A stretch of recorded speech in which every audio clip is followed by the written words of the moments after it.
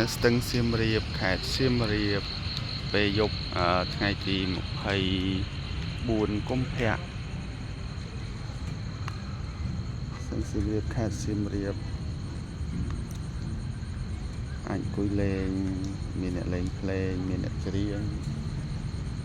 ហាត់ប្រាណក៏បានអីក៏បាន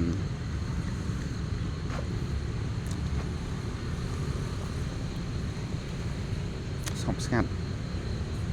នៅសៀមរាបគឺស្ងប់ស្ងាត់ល្អ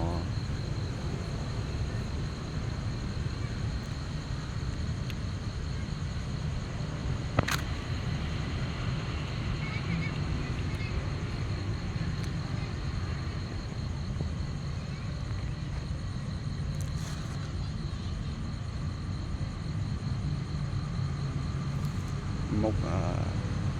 មន្ទីរបាក់ខេត្តសៀមរាបនឹងតាមផ្លូវហើយមានអ្នកជិះអ្នកហាត់ប្រាណ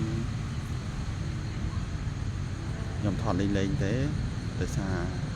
កុំឲ្យអត់មានសកម្មភាពអញ្ចឹងថតផុសលេងអរគុណ